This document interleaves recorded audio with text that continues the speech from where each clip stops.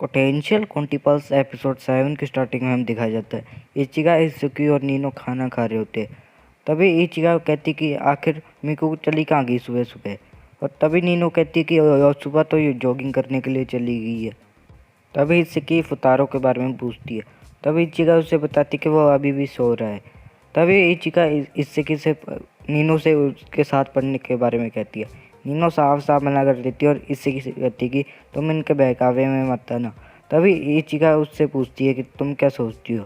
तभी इत्सुकी कहती कि उसको उसके साथ रहने में प्रॉब्लम होती है। तभी ये बात सुन के इचिगा को आइडिया आ जाता है और वो इत्सुकी कहती कि वो मिकू जैसी बन सकती है।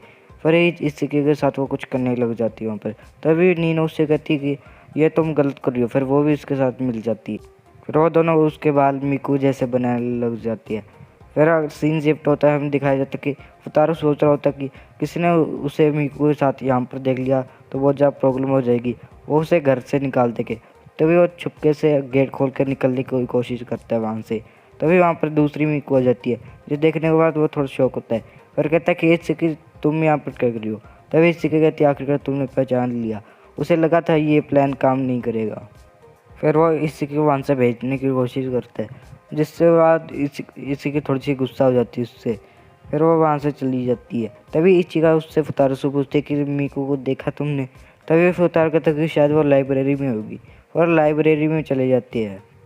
फिर फुतारो इत्सुकी के बारे में सोचने लग जाता है। तभी उसे इचिगा की बात याद आती है। तो वो योत्सुबा के पास जाके पूछता है कि अगर तुम 5 में से कोई फेल होगी तो तुम क्या करोगी। फिर वो बताती है कि वो भी अपनी बहनों के साथ दूसरे टाइम पेपर देगी, लेकिन उसको लगता है कि वही फेल होगी, पर वो फुतारो की मदद से वो पास हो जाएगी।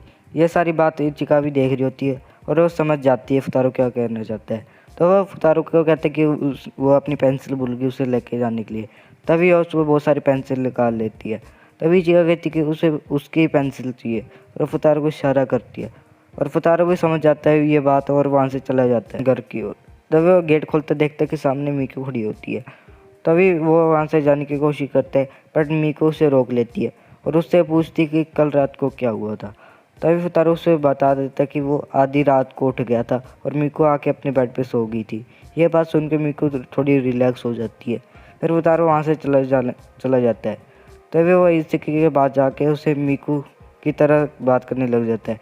इत्सुकी को लगता है कि वो उसे मिकू समझ रहा है, तो वो भी एक्टिंग को जारी रखती है। फिर वो इचिका की बात याद कर कहती कि सब कुछ ठीक है। फिर हम दिखाया जाता है कि वो दोनों अच्छे तरीके से पढ़ रहे होते हैं, और वो दोनों बहुत अच्छे तरीके से पढ़ रहे होते हैं।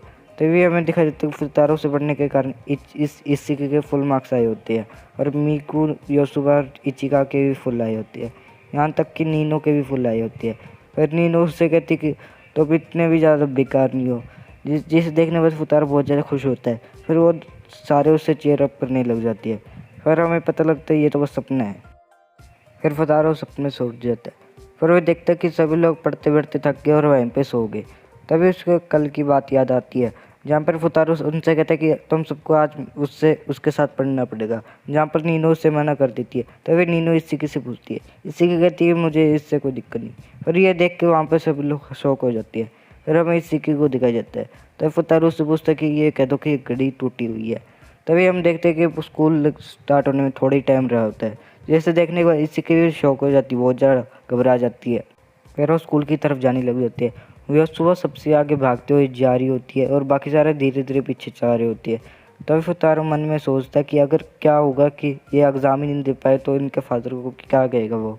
तभी वहाँ पर देखते कि नीनो कहती होती कि उसने अब तक मेकअप भी नहीं किया।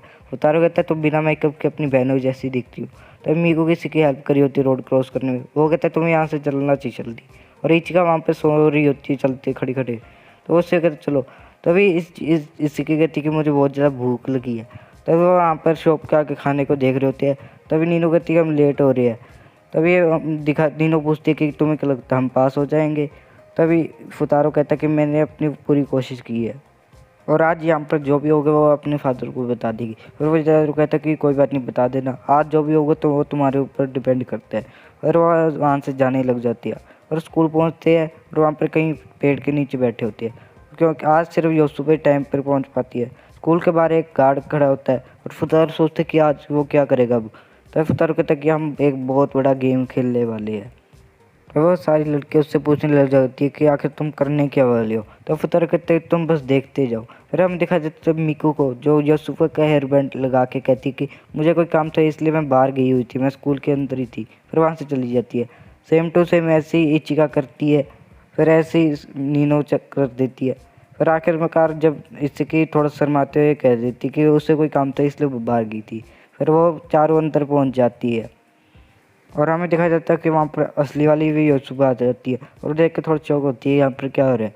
तभी देखते कि तारो भी ऐसा करने की कोशिश करता है, पर वो सिक्योरिटी गार्ड उसे घसीटते हुए प्रिंसिपल वाले ऑफिस में लेके जाने लग जाता है। और सारे सोचते कि तुम्हारे साथ क्या हुआ। तब तारे कहते तुम मेरी चिंता छोड़ो, तुम अपने एग्ज़ाम के बारे में सोचो। फिर वो सारे कहते कि अब तुम टेंशन मत लो, वो सब कुछ हमारे ऊपर छोड़ दो। फिर योसुबा नीनू से कहती है तुम अपना बेस्ट करना। फिर इचिका कहती है मैं उसे दिखा दूँगी कि मैं क्या कर सकती हूँ। फिर वहाँ पर पेपर के समय मी को अपना पूरा ट्राई करती देने का। योसुबा को वहाँ पर थोड़ी सी प्रॉब्लम हो रही होती है, पर वो भी अपना पूरा ट्राई करती है। वहाँ पर इचिका सो रही होती है, पर वो भी उठ जाती है। फिर वो भी अपना पेपर करने लग जाती है। इससे को पता होता है कि उसके फादर ने उसको क्या क्या था फुतारो को, इसलिए वो कहती है कि मैं तुम्हें ऐसे ही नहीं जाने दूँगी। तभी फुतारो को इस तरफ सीन दिखाया जाता है। फुतारो सोच रहा था कि आखिरकार उन्होंने क्या किया हुआ है। तभी वो सारे वहाँ पर आ जाते हैं। तो फुतारो उससे कहता है कि तुम अपने नंबर दिखाओ। इसी से कहता है कि दिखाने के लिए। तब वो इसी को कहती है ये प्राइवेट चीज़ें नहीं दिखा सकती। पर यह सुबह उसे अपने नंबर दिखाती थी। सिर्फ उसको एक सब्जेक्ट में अच्छे नंबर मिले होते, बाकी सब में बेकार। और वहीं पर मीको को हिस्ट्री में बहुत अच्छे नंबर मिले होते और बाकी में भी ठीक ठाक मिले होते हैं। और तभी इचिका के सीन दिखाया जाता है जहाँ पर उसे सिर्फ इंग्लिश में बहुत अच्छे नंबर मिले होते हैं, बाकी सब में ठीक ठाक नंबर। और नीनो के सीन में उसे भी सिर्फ एक सब्जेक्ट में अच्छे मिले होते हैं और इचिका को भी सिर्फ एक सब्जेक्ट में अच्छे मिले होते, बाकी में बेकार। आगे नीनू कहती है कि इस बार उन सभी ने बहुत ज़्यादा मेहनत की और बहुत ज़्यादा इम्प्रूव किया। फुतारो कहता है हाँ तुमने सही कहा। फिर फुतारो मीको से कहता है कि तुम बहुत ज़्यादा अच्छी नॉलेज है हिस्ट्री में, तुम्हें ये नॉलेज अपनी बहनों के साथ शेयर करनी चाहिए। फिर वो सुबह से कहता है कि तुम बहुत ज़्यादा केयरलेस थी पेपर के समय, तुम ध्यान देना चाहिए। फिर आगे वही चिका से कहते हैं कि तुम बहुत जल्दी गिव अप कर देती हो क्वेश्चन पे, तुम्हें क्वेश्चन को गिव अप नहीं करना चाहिए। फिर वह नीनू से कहता है कि इस बार तो उसने बिना उसकी बात सुने क्वेश्चन कर दिया, पर अगली बार तो केयरलेस ना हो जब वो ना आए। फिर वो पूछती कि तुम नहीं होगी इसका क्या मतलब है। तो इसी कहती इसे अपनी बात पूरा करने दो। फिर कहते कि इससे तुम बहुत ज़्यादा पागल हो, तुमने एक क्वेश्चन को पूरा कंप्लीट करने में बहुत ज़्यादा टाइम लिया, तो पेपर को कंप्लीट नहीं कर पाई। तभी इसी को एक फ़ोन आ जाता है जो उसके डैड को होता है। तब वो फुतारो को उनके साथ बात करने के लिए दे देती है। और तभी फुतारो कहता है कि तुम्हें अपनी बेटियों के लिए एक अच्छा ट्यूटर ढूंढ लेना चाहिए। जिस सुनने के बाद वहाँ पर सब लोग हैरान हो जाते हैं। आगे हमें उनके फादर को दिखाया जाता है जो कहते हैं कि शायद तक रिजल्ट अच्छा नहीं आया। तभी नीनो उससे फ़ोन ले लेती है और बात करने लग जाती है और पूछती कि आपने इसे अल्टीमेटम क्यों दिया। तभी उसके फादर कहने लग जाते कि उन्हें यहाँ पर रिजल्ट चाहिए था। तभी नीनो कहने लग जाती कि हम में से कोई भी किसी भी सब्जेक्ट में फ़ेल नहीं हुआ। तभी उसके फादर उससे कहने लग जाते हैं कि तुम झूठ बोल रही हो ना। तभी वो नीनो कहती कि आखिर मैं आपसे झूठ क्यों बोलूँगी। तभी उसके फादर उसकी बात पर यकीन भी कर लेती है। जिसे देखने में फुतारो थोड़ा सा हैरान रहता है। फिर नीनो ने बताने लगती कि ये झूठ नहीं है, हम में से सारे कोई ना कोई किसी सब्जेक्ट में पास हुआ ही है, तो ये झूठ नहीं है। तब फुतारो कहता है कि हाँ ये झूठ नहीं है पर ये धोखा है। फिर इससे कि फुतारो से कहने लग जाती कि अब तुम इसे सच करो और हम सबको पास कराओ। तभी फुतारो कहता है कि मैं सोच रहा था तुम्हें पार्टी देने के बारे में, पर सभी लोग वहाँ पर हंसने लग जाती है और कहते कि तुम्हारे पास तो पैसे ही नहीं है।